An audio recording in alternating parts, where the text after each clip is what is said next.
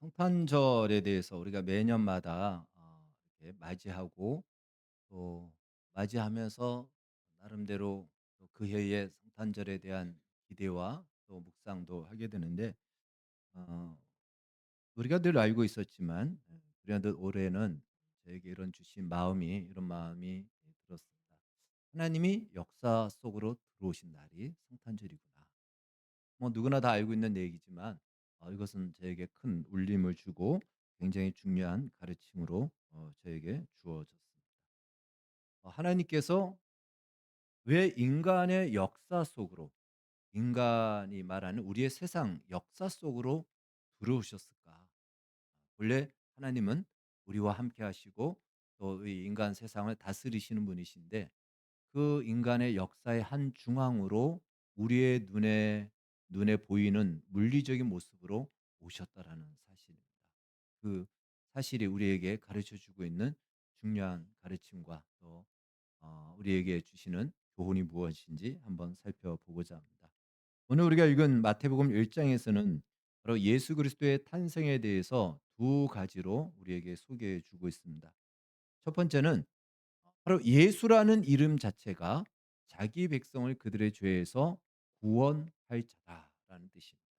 그러니까 하나님께서 하나님의 백성을 구원하기 위해서 하나님이 인간의 모습으로 예수님이 이 땅에 오셨다라는 것입니다.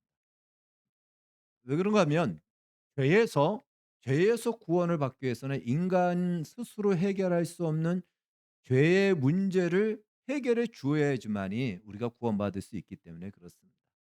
우리는 스스로 아무것도 할 수 없는 이 죄의 문제를 도저히 해결할 수 없는 연약한 존재요. 또 죄에 매여 있는 존재이기 때문에 우리 스스로는 아무것도 할 수 없습니다. 그래서 그 죄의 문제를 해결하기 위해서는 반드시 인간이 되어야 했기 때문에 인간의 모습으로 이 땅에 오셨다라는 것입니다.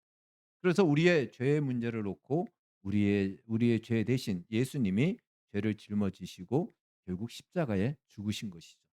자, 그래서 이렇게 죄의 문제를 해결하시는 것이 목적일까? 단순히 그렇지 않죠. 그것은 하나의 과정 속에 있는 목적인 것입니다. 그래서 이런 경우를 이제 보통 우리가 이렇게 얘기하죠. 하나의 목표라고 볼 수 있겠죠. 예. 목적은 그 위에 있고 하나의 목적을 위해서 이루는 한 넘어가야 되는 그 언덕, 예, 하나의 고비, 하나의 그 어떤 큰 봉우리, 예, 그것이 바로 죄의 문제를 해결하는 것이다. 그것이 최종적인 목적이 아니라는 것입니다. 또 그러면 우리를 구원해서 부려먹기 위해서 우리를 구원하실까? 그렇지 않죠. 오늘 성경은 분명히 얘기합니다. 하나님께서 인간의 몸으로 이 세상 역사, 인간의 역사 속으로 들어오신, 그래서 우리를 죄에서 구원하시고 이루시고자 하는 목적은 영원토록 우리와 함께 하기 위해서다. 그것을 오늘 임마누엘이다라고 성경은 말씀해 주고 있습니다. 이 두 가지 목적은요. 이미 구약에서도 사실은 이미 보여졌던 사건이 있습니다. 바로 출애굽 사건입니다. 하나님은 모세를 보내서 애굽의 노예로 있던 하나님의 백성, 자기 백성을 구출하십니다. 그래, 엑소더스 하는 출애굽 사건이 바로 그것을 이야기해 주고 있습니다. 자, 이 출애굽이라는 것은요. 애굽이라는 이 죄의 노예로 있던, 바로 오늘날 상징적으로 하면 죄라고 말할 수 있죠. 죄의 노예로 있던 이스라엘 백성들을 모세를 통해서 거기서 건져내는 거예요. 구출하는 겁니다. 오늘날 예수님이 우리의 죄에서 우리를 건져내고 구출하는 것과 똑같은 것이죠. 그래서 출애굽시켰습니다. 구원을 이루셨고 구출하셨다라는 것이죠. 그렇게 하신 이유가 무엇이다? 오늘 마태복음으로 본다니까 보면 임마누엘, 하나님이 함께 그들과 하기 위해서다라고 말씀하고 있습니다. 하나님이 우리와 함께한다. 하나님이 임마누엘 하신다라는 것을 우리 인간의 입장에서는 어떻게 표현하냐면 하나님 앞에 자유롭게 예배를 드리는 것입니다. 여러분, 예배를 드린다는 것은요. 하나님이 지금 이곳에 임재해 우리와 함께한다라는 것의 가장 큰 증거예요. 예배하는 그곳에 하나님이 임재하십니다. 그래서 모세는 바로에게 이렇게 얘기했어요. 내 백성, 하나님의 백성을 보내라. 우리가 사흘길쯤 가서 여호와께 제사를 드릴 것이다. 예배를 드리겠다라는 거예요. 하나님과 함께 거하겠다. 하나님과 함께 지내겠다. 그것이 이 출애굽의 최종적 목적이었다라는 것입니다. 출애굽한 이스라엘 백성들은 이제 하나님께서 성막을 만들게 하셨는데 거기에는 굉장히 상징적인 의미가 있죠. 성막을 중심으로 해서 12 지파가 이렇게 진을 치게 됩니다. 한번 그 도표를 한번 보여 주십시오. 네, 저렇게 지금 되어 있어요. 동서남북으로 12 지파가 감싸고 그 중간에 성막이 있어요. 성막. 성막은 인제 그 나중에 이것이 성막이 성전이 되죠. 오늘날 예배하는 바로 예배의 장소라고 볼 수 있습니다. 그것은 바로 이스라엘의 중심이 하나님과 동시에 바로 이스라엘 속에 찾아오신 하나님, 이스라엘과 함께 그곳에 있고자 하신 하나님의 뜻이 여기서 반영이 된 것입니다. 그래서 출애굽기 25 장에서는 바로 이 성막에 대해서 이렇게 얘기를 합니다. "거기서 내가 너와 만나고 내가 거기서 너와 만나고 너와 함께함을 거기서 증거하고 거기서 누리고 그것에서 알려주겠다라고 하면서 성막이 바로 그 중간에 그들 속에 들어와 있다라는 것입니다. 마찬가지로 성탄은 하나님이 인간이 되어 바로 이 인간의 역사 세상 속으로 들어오신 사건이다라는 것입니다. 하나님이 인간의 몸을 입고 오셨다. 그래서 이것을 우리가 좀 신학적인 용어로 인카네이션이라고 그래요. 성육신이라고 그래요. 바로 보이지 않는 하나님이 말씀으로만 말씀하시던 하나님이 우리의 눈에 보이는 하나님으로 인간의 모습으로 이 세상의 물리적인 세상 역사 속으로 들어오셨다. 이것이 바로 성탄절입니다. 성탄절의 의미는 그렇게 굉장히 강력한 의미가 있습니다. 요한복음에서는 이것을 이렇게 말씀합니다. 같이 읽겠습니다. 시작. 말씀이 육신이 되어 우리 가운데 거하심에 우리가 그의 영광을 보니 아버지의 독생자의 영광이요 은혜와 진리가 충만하더라. 말씀이신 분이 육신이 되어 우리 가운데 오셨다라는 거예요. 우리 가운데 우리의 눈으로 볼 수 있는 물리적인 세계와 세상 역사 속에 물리적인 존재로 이 땅에 오셨다. 그것을 요한복음에서는 이렇게 말씀합니다. 이렇게 오신 목적이 무엇이다? 임마누엘이에요. 하나님이 우리와 함께 하신다라는 것을 나타내 보이신 겁니다. 그런데 하나님께서 우리와 임마누엘 하시기 위해서는 반드시 선결적으로 해결될 문제가 죄의 문제였다라는 것이죠. 그래서 그 죄의 문제를 해결함과 동시에 하나님이 우리와 영원토록 함께함을 보여주신 사건, 그것이 바로 성탄절인 것입니다. 누가복음 2장에서는 이렇게 오신 예수 그리스도의 탄생을 온 세상에 미칠 큰 기쁨의 소식이라고 선언하고 있습니다. 그런데 예수님의 탄생이 모든 사람에게 기쁜 소식일까요? 성경에 보니까 마태복음에 보니까 동방 박사들이 바로 그 예수님의 탄생을 찾아서 왔죠. 그래서 왕이시니까 왕궁에 갔어요. 그 당시에 왕은 헤롯 대왕이었습니다. 헤롯 대왕에게 그 이야기를 하니까 헤롯도 잘 알고 있어요. 그 소식을. 예. 이 메시아가 오실 거다라는 이 어떤 예언적인 말씀을 알고 있었기 때문에 자기에게도 그 왕이 태어난 장소를 알면 좀 알려달라고 합니다. 왜 그럴까요? 헤롯에게는 영원한 왕이신 예수님이 오신 것이 기쁨의 소식이 아니고 공포의 소식인 거예요. 자기의 왕위가 찬탈 당하고 잃어버릴까 봐 그래서 '그 왕을 죽여야 되겠다.' 하고는 베들레헴 주변 예루살렘 주변에 2살 이하의 어린아이를 다 죽이는 아주 살해하는 이 학살적인 사건이 일어나게 됩니다. 그러니까 예수님이 오신 사건이 모든 사람에게 기쁜 소식은 아닌 것이죠. 어떤 사람에게는 공포의 소식이 되는 겁니다. 예수님은 다시 오실 겁니다. 예수님이 다시 재림하신다. 이 소식이 우리 모두에게 기쁨의 소식이 되기를 바라겠습니다. 예. 어, 드디어 오시는군요. 예수님 기다렸습니다라고 해야지. 아, 올 것이 왔구나. 큰일 났다. 이렇게 해서는 안 된다라는 거예요. 예. 헤롯은 그렇게 된 거예요. 알고 있었어요. 헤롯도 알고 있었어요. 메시아가 온다라고 했는데 올 것이 왔구나. 이거 지금 해결하지 않으면 안 되겠다. 해서 그러한 악행을 저지른 것입니다. 우리 좋은 교회 모든 성도들에게는 예수님의 다시 오심이 큰 기다림, 예수님 기다렸습니다. 이제 오시는군요. 이렇게 맞이하는 은혜가 있기를 바라겠습니다. 아멘. 자, 그러면 예수님의 탄생이 왜 기쁨의 소식이었을까? 특별히 하나님의 백성들에게는 이제 기쁨의 소식이죠. 이제 그것을 좀 살펴보겠습니다. 오늘 본문은요. 이사야서 7 장에 예언되었던 말씀의 성취를 인용한 말씀이에요. 그 말씀대로 이루어졌다라고 하는 말씀. 자, 이사야서 7 장에 보면은 오늘 말씀이 나와 있는 예언이 나오는데 그 예언이 이루어질 그 배경이 무엇이냐면 바로 이 예수님이 오시기 700여 년 전, 그 당시에 이스라엘은 남유다와 북이스라엘 두 왕국으로 존재하고 있었습니다. 그런데 남유다의 왕이 그때 아하스였어요. 아하스. 이 아하스는 악한 왕인데 그 북이스라엘 왕과 아람, 지금의 시리아입니다. 시리아, 지금 나라 시리아와 북이스라엘이 연합군이 되어서 남유다를 침략해 옵니다. 그런데 강력한 대군이 돼서 침략해 오는데 남유다는 그것에 대항할 만한 힘이 없었어요. 막 속수무책으로 지금 막 남하하고 있는 거예요. 마치 6.25 전쟁 때 북한이 우리나라 쳐들어와 가지고 그냥 한국군 그냥 그대로 그냥 무너졌잖아요. 그래서 3일 만에 서울이 그냥 되어 버렸습니다. 그러듯이 지금 막 내려온다는 소식이 들리는 거예요.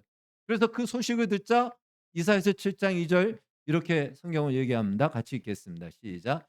아람이 에브라임과 동맹하였다 하였으므로 왕의 마음과 그의 백성의 마음이 숲이 바람에 흔들림 같이 흔들렸더라. 저기 에브라임은 이제 북이스라엘을 얘기하는 겁니다. 연합군이 이제 쳐들어온다라는 소식을 듣자 왕의 마음과 백성들의 마음이 그냥 숲이 바람에 흔들림 같이 흔들렸더라. 불안하고 두렵고 이거 이 뭐 막을 수가 없는 거예요. 이겨낼 수가 없으니까 2 이러다 우리 다 죽는가 보다.'라고 하는 그 두려움에 가득 차 있었다라는 것입니다. 바로 이때 하나님께서는 이사야를 통해서 이제 주신 말씀이 바로 임마누엘의 약속입니다. 우리가 아까도 읽었던 "처녀가 잉타하여 아들을 낳을 것이요 그 이름을 임마누엘이라 하리라." 그리고 그 뒤에 말씀 이사야서에 보면은 이제 그가 태어나서 막 젖을 떼기도 전에 "저 아람과 에브라임은 사라질 것이다."라는 그런 말씀이 이 이사야서에는 더 추가적으로 말씀이 있습니다. 그런데 이러한 하나님의 예언과 확신의 말씀을 주는데 아하스는 거부했어요. 아하스는 그 말씀대로 말씀을 구하지도 않고 은혜를 구하지도 않고 자기 나름대로 다른 어떤 나라의 도움을 구하려고 예 그렇게 합니다. 그때 하나님은 아하스 왕이 구하지 않고 요청하지도 않았지만 강제로 하나님께서는 이사야를 통해서 이 예언을 하시는 거예요. 그것은 마치 이렇게 말씀하시는 겁니다. "아하스 너는 진짜 왕이 아니다. 그리고 네 힘으로 이것을 이길 수 없다. 내가 여호와 내가 진짜 왕이다. 나는 내 백성을 지킬 것이다. 네가 거부하든 네가 받아들이든 상관없이 나는 내 백성을 내가 이렇게 말하고 말한 대로 지키는지 안 지키는지 봐라. 나는 말한 대로 이룰 것이다."라고 하시면서 주신 것이 이사야서 7장 14 절의 말씀 "보라 처녀가 잉태하여 아들을 낳을 것이다."라는 이 예언의 말씀을 주신 것입니다. 그 임마누엘의 약속이면서 선언이죠. 하나님이 그렇게 하시겠다라는 하나님의 선언인 것입니다. 여러분 우리 신앙 생활을 하는 가운데 가장 큰 위기를 느낄 때가 언제입니까? 항상 우리의 신앙의 위기는 우리의 현실적 주변 환경이 불안할 때죠. 아무것도 내가 할 수 없을 때 어려움이 왔는데 내가 그것을 이겨낼 만한 힘이 없을 때 우리는 위기를 느끼게 됩니다. 또 더 이상 내려갈 수 없을 만큼 추락했을 때도 우리는 '여기서 끝인가 보다.' 하고 위기를 느끼고 우리 건강에 어떤 심각한 어떤 의사의 진단과 선언이 오게 되면 그것도 우리에게는 큰 위기로 우리가 받아들입니다. 그럼 이런 인생 속에서 위기를 겪을 때마다 지금 사실 이스라엘은 위기를 겪고 있는 거거든요. 국가의 지금 흥망성쇠가 지금 좌우되어지는 그 상황이지 않습니까? 나라를 잃어버릴 수도 있고 속국이 될 수도 있고 포로로 끌려갈 수도 있고 그냥 거기서 죽임을 당할 수도 있고 굉장히 큰 위기인 것입니다. 그러듯이 우리 개인의 인생 속에서도 위기가 온다라는 것이죠.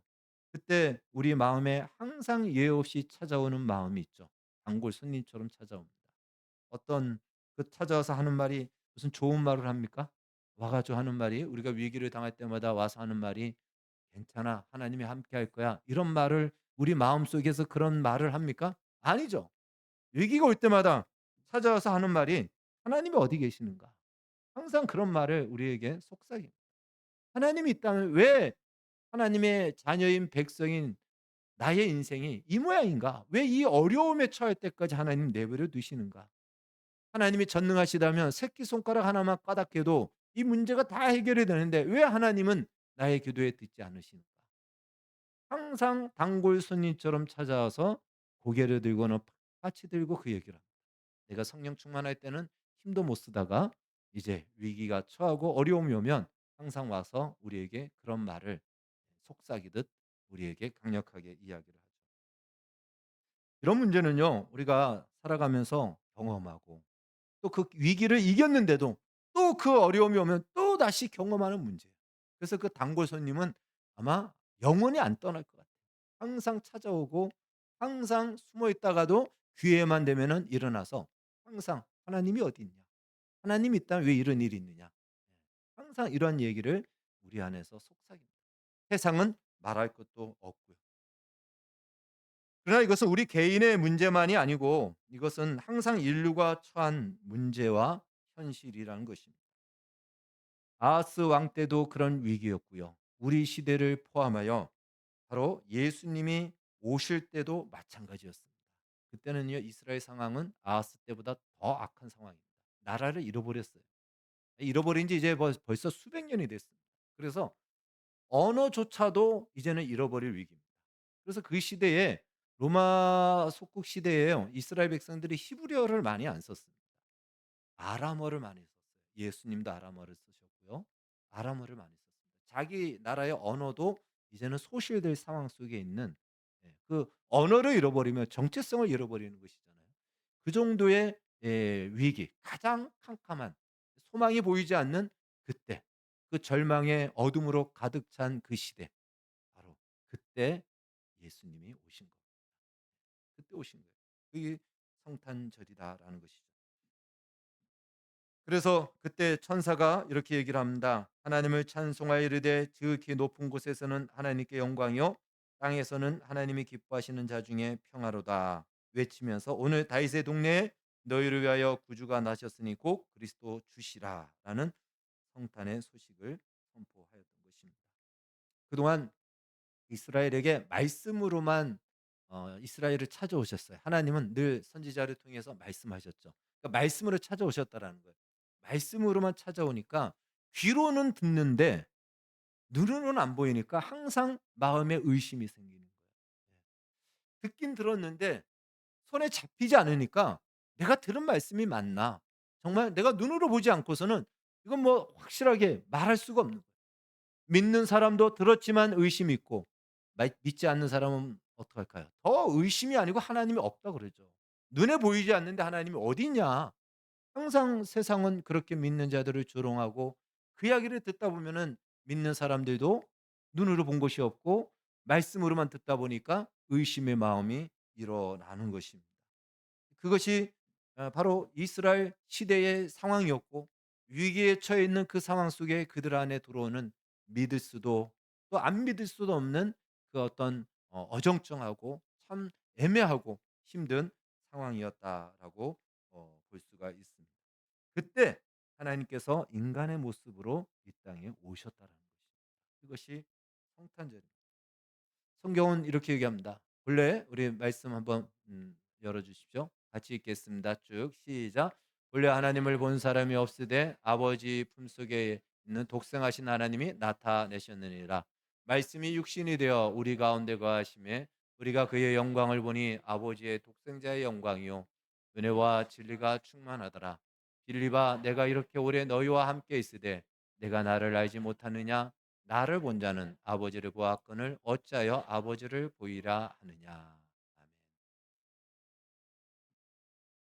말씀으로만 듣던 말씀으로만 찾아오시던 하나님이 우리 눈에 보이는 인간의 모습으로 오셨다라는 거예요. 그것도 이 세상 역사의 한 중앙에 그 사건으로 오셨습니다. 하나님께서 사람의 모습으로 이 땅에 오신 것, 그 이유는 앞서 우리가 살펴봤듯이 우리의 죄의 문제를 해결하기 위해서 또 우리와 임마누엘 하기 위해서다라는 것입니다.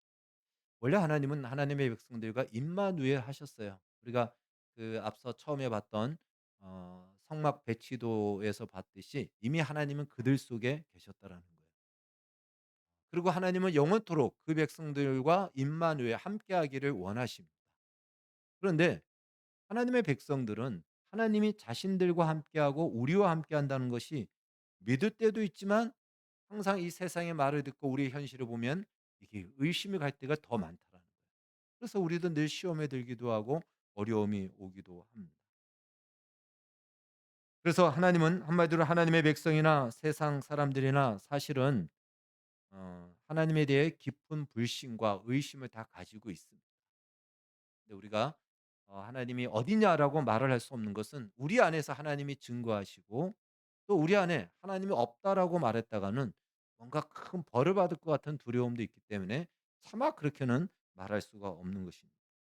그때 하나님께서 이 땅의 역사 속으로 오신 것입니다. 그것이 성탄절이라는 것이죠. 성탄절은 그래서 무엇이냐?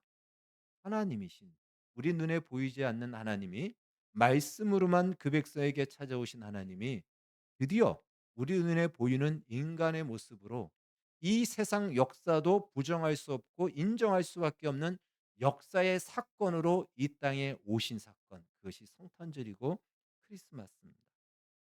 그래서 이제 이 세상 역사는 이 예수님의 탄생을 기록할 수밖에 없습니다. 그래서 역사의 기록을 어떻게 나눕니까? 자, 기원전 기원후. 우리는 뭐라고 얘기하냐면 주전주후라 그래야 돼요. 예, 주전주후입니다. 세상에서는 기원전 기원후. 기원전 before Christ, before 예수님 전을 기원전이라 그러는 거예요. 그리고 기원후 주후를 뭐라 합니까? 아도 아노 도미노 예수님 이후라는 뜻이에요. 이게 이제 before Christ는 이것은 이제 영어고 아노 도미노는 이것은 이제 라틴어입니다. 그래서 예수님의 탄생 시점을 기준으로 해서 주전주후를 나누는 역사의 기준이 되었다. 그러니까 예수님의 탄생 사건을 더 이상 기독교 세계에서만 이루어진 사건으로 이렇게 이야기할 수 없는 거예요. 예수님의 탄생 사건은 이제 온 인류의 역사가 모두가 인정하는 역사의 사건이 됐고 역사의 기준이 되었다라는 것입니다. 더 이상 예수님의 오심을 의심하는 사람은 아무도 없다라는 것이에요. 그래서 예수님의 이 탄생은 두 가지를 가르쳐 준대. 불신자에게는 하나를 가르치고 신자에게는 두 가지를 가르쳐 줍니다. 먼저 인간의 모습으로 예수님이 찾아오셨다라는 것은 하나님의 존재와 하나님께서 살아계심에 대한 분명한 증거의 선언인 것입니다.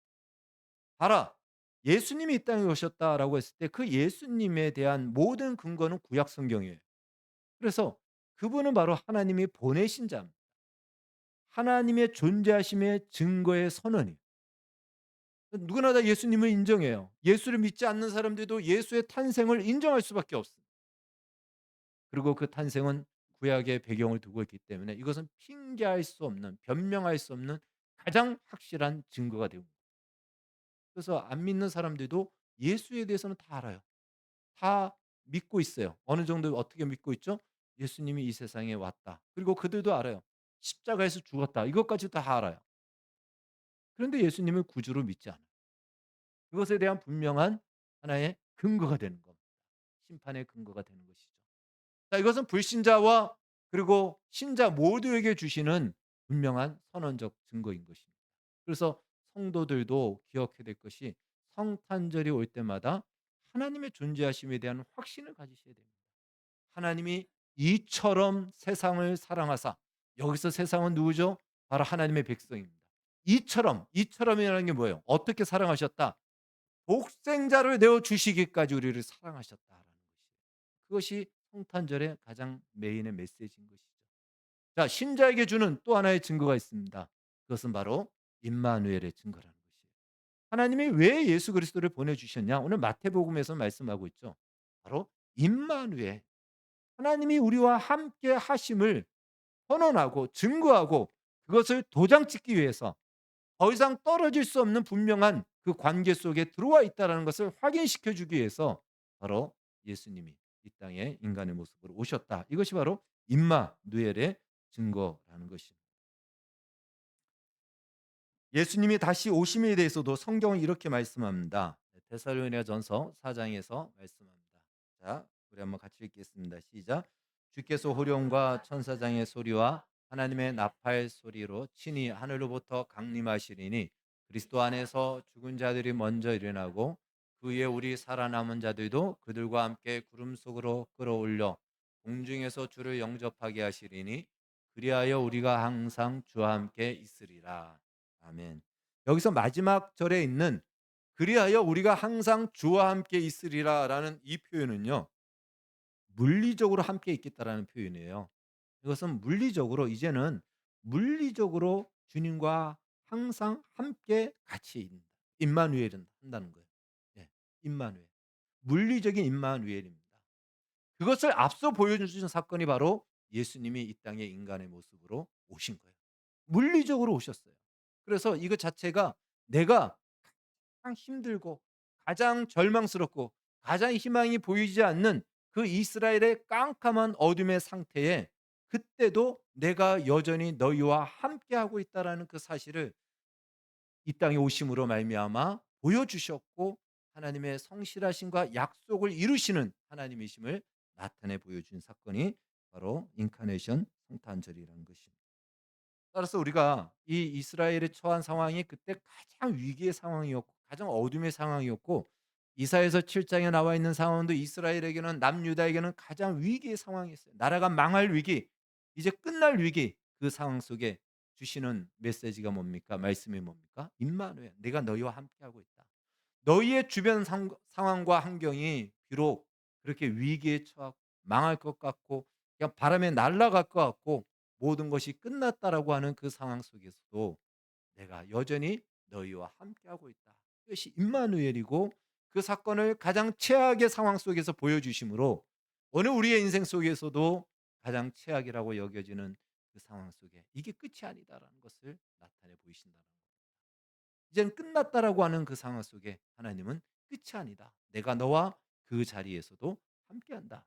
그것이 바로 이 성탄의 임마누엘 사건인 것입니다. 이 사실을 특별히 우리 신앙 세계 안에서만 이루어진 사건으로 말하지 않고 인류 역사 속에서 큰 기둥처럼 큰 사건으로 기록해 놓은 것은 이것은 변함없고 모두가 다 인정하는 사건이고 그것은 우리에게 주는 동일한 교훈과 메시지를 지금도 주고 있다라는 것입니다. 그래서 어떠한 우리 상황 속에 있을지라도 2025년 성탄절을 우리가 맞이하면서 나와 임마누엘 하시려고 하시는 하나님이 이 땅 세상 역사 속으로 들어오시면서까지 내가 너와 함께한다라는 것을 알려주시고 증거하시고 말씀하신다는 사실을 기억하여 임마누엘 오신 우리 주 예수님을 찬양하고 의지하고 신뢰하기를 주의 이름으로 축원합니다. 기도하겠습니다. 임마누엘로 오신 우리 주 예수 그리스도를 찬양합니다. 가장 최악의 상황에서 임마누엘로 오심으로 우리와 여전히 함께함을 보여주셨듯이 지금도 우리의 가장 최악의 상황 속에서도 우리와 함께함을 잊지 않게 해주시고 우리가 하나님을 예배함으로 그것을 선포하고 확인하고 누리게 하여 주시옵소서. 예수님의 이름으로 기도하옵나이다.